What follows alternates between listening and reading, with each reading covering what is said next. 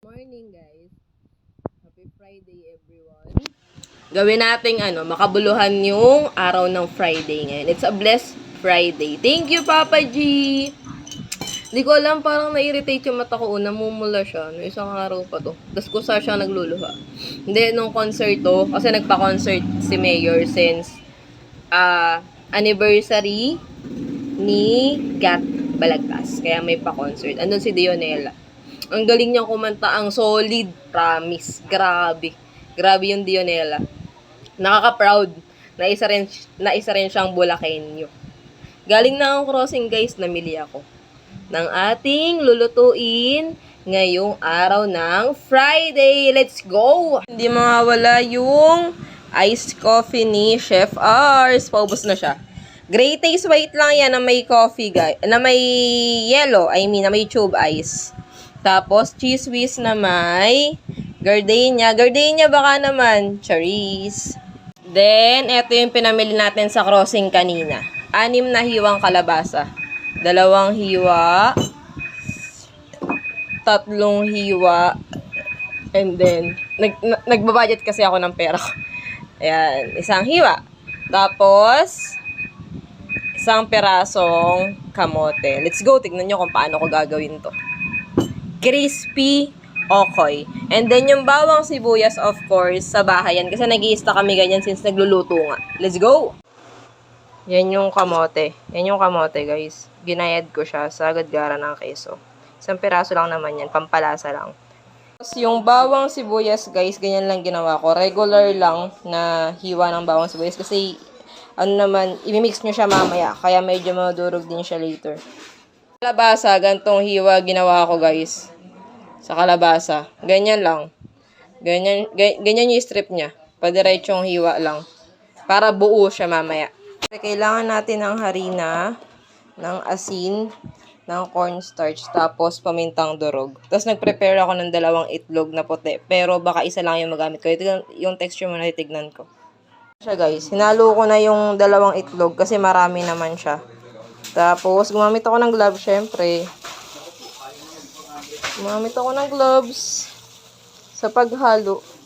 Pero feeling ko kulang siya ng cornstarch. Pero kailangan ko pa ng cornstarch para mamuo siya. Sige. Guys, well mixed na siya. Ano lang yan? Kalabasa, 1 pirasong kamote, bawang sibuyas. Nagpapainit tayo ng mantika para sa pagprito. Tapos, syempre yung lalagyan, kailangan ko ng strainer ng mantika. Ako nakapag-taste test kasi alas 2 na ako natapos na magprito, 2 PM na. Ako kasi ang ugali ko, bago ako kumain, huhugasan ko muna yung mga pinaglutuan ko, yung mga ginamit ko nung nagprito ako. So, ayun. Kaya nakalimutan ko mag-taste test kasi natapos ako sa lahat-lahat. Alas 3 na ng hapon. Gutom na ako. I forgot na. So, ayun. Gawin nyo guys. Sa halagang mga nasa 150 pesos. Meron na kayong ulam na healthy. Healthy na hindi tinipid. Kasi ano lang naman yan kalabasa, 1 kamote, para lang may tamis ng konti. Tapos, sibuyas, bawang, harina, cornstarch, itlog, asin, pamintang durog. 'Di ba? Yung mga ginamit ko naman na pang-timpla is mostly nasa bahay naman. So, mga nasa 150 lang, meron na kayong maghapon na ulam na healthy. So, try nyo rin, okoy.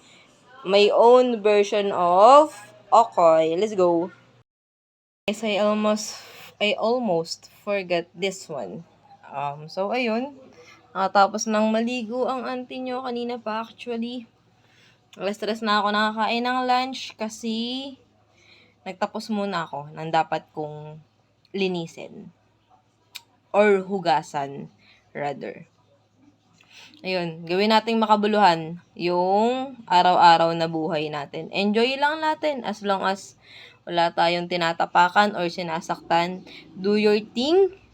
Enjoy your life. Okay? And since nalalapit na po, actually next week na yung mahal na araw. Sorry, next week pa pala. Mali ako. Sorry, my bad. Next week pa yung mahal na araw. Kasi next week is ano pa lang 7 or 8. So, 2 weeks na yung mahal na araw. Magnilay-nilay tayo next week. Hayaan natin yung mga puso natin na damdamin kung ano man yung mga bagay na dapat nating damdamin. 'Di ba? Actually kasi I'm attending the Singles for Christ, which is nag-Kids for Christ kasi ako, Youth for Christ, and Singles for Christ. Meron kaming paklase every Sunday. Tas after nung mga talks, graduation, then covenant. Kung saan nagninilay-nilay kami, pinag-aaralan namin yung mga salita ni God, yung mga ilang verses ng Bible. Sabi ko nga po, hindi naman ako perpekto. Hindi ako perpekto, alam ko yun. Hindi ako perpektong mamamayan. Hindi ako perpektong tao. Pero, alam ko sa sarili ko, yung salitang respeto at paninindigan. As long as alam mo yung salitang respeto, tulad ng lagi kong sinasabi na kung wala kang nasasaktan, do your thing. And sabi nga, one step at a time. If ever na hindi man natuloy kung ano yung plano natin, maaaring merong nakalaang plano sa atin si God.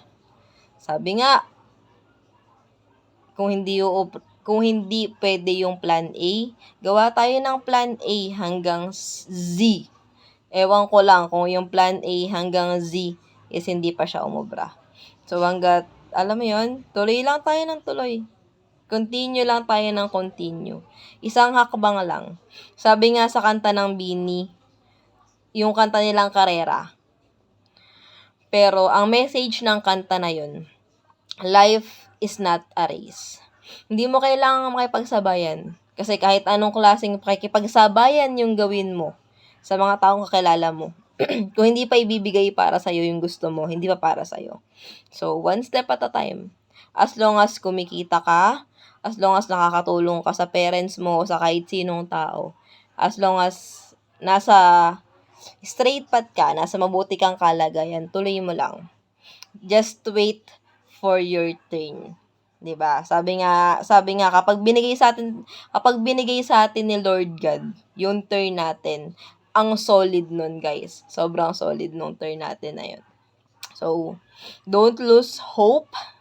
And lagi lang tayong magdasal. Lagi tayong gumawa ng alam nating mabuti sa kapwa. So, yun muna. Since April Fools ngayon, may naiisip ako. Hulaan nyo kung ano and abangan nyo kung ano yung naiisip ko since it's April Fools. Bye!